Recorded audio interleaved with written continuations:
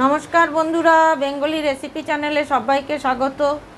আজ আমি একটা রেসিপি করছি আমার মেয়ের রিকোয়েস্টে, তেলাপিয়া মাছের ঝাল।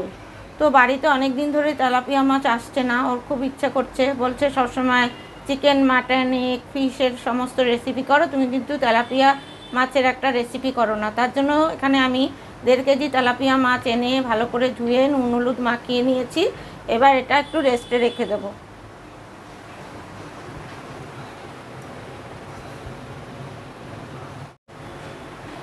তো মাছটাকে রেস্টে রেখে আমি এখানে পেঁয়াজ আর কাঁচা লঙ্কাটাকে মিহি গ্রেট করে নিয়েছি, আর নিয়েছি আলুটাকে কেটে নুন হলুদ মাখিয়ে নিয়েছি।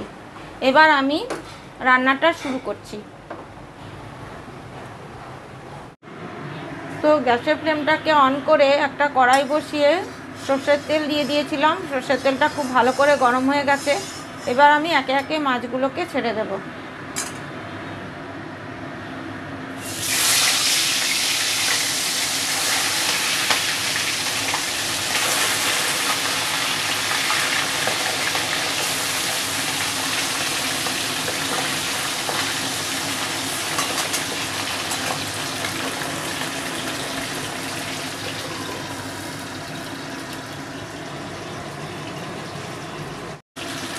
মাছগুলো এক পিঠ ভাজা হয়ে গেছে। এবার আমি মাছগুলোকে উল্টে নিচ্ছি।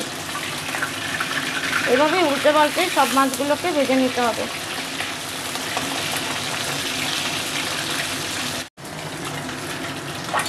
মাছগুলো খুব ভালো করে ভাজা হয়ে গেছে।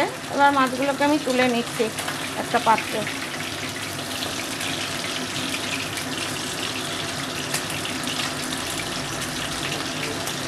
বাকি মাছগুলোকেও কিন্তু আমি এভাবেই সব ভেজে নেব।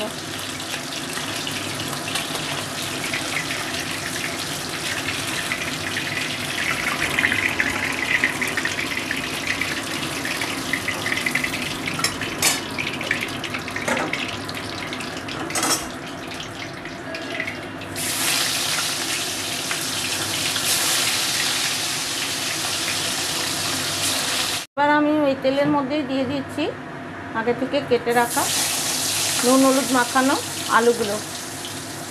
আলুগুলোকে ভালো করে ভেজে নেব।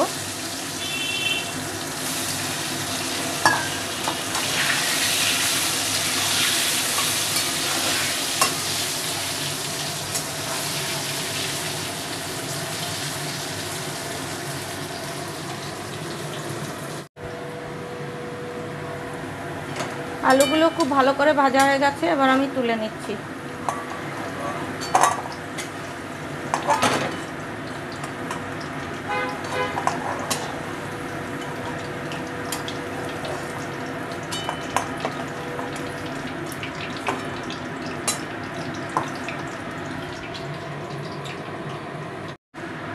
এবার আমি ওই তেলে দিয়ে দিচ্ছি কালো জিরে দিয়ে দুটো তেজপাতা দিয়ে দিলাম। এবার দিয়ে দিলাম আগে থেকে গ্রেট করে রেখেছিলাম পেঁয়াজ আর কাঁচা লঙ্কা।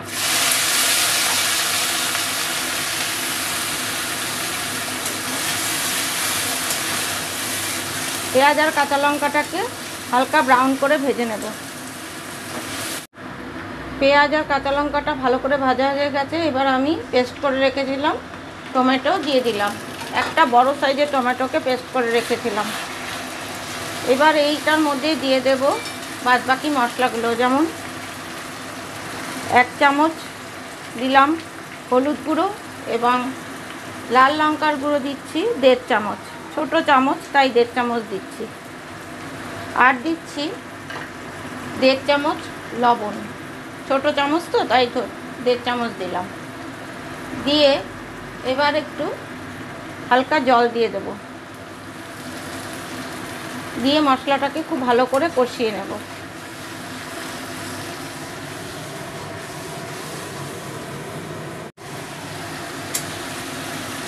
মশলাটাকে ভালো করে কষিয়ে নেব। এই মশলা কষানোর উপরে এই মাছের এই যে ঝালটা নির্ভর করছে। যতক্ষণ না তেল ছাড়ছে মশলা থেকে ততক্ষণ নেড়ে নেড়ে কষিয়ে যেতে হবে। গ্যাসের ফ্লেমটা কিন্তু আমার হাইতেই আছে। এইভাবে একবার তেলাপিয়া মাছ রেসিপি করে দেখো, নিশ্চয়ই ভালো লাগবে তোমাদের।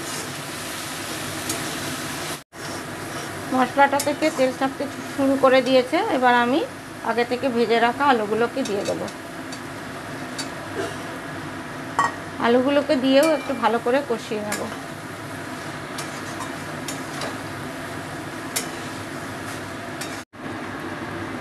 এবার আমি দিয়ে দিচ্ছি অল্প একটু জল, বেশি জল দেব না, এটাতে অল্প হালকা গ্রেভি ভাব থাকবে। এবার আমি দিয়ে দেব এখানে মাছগুলো।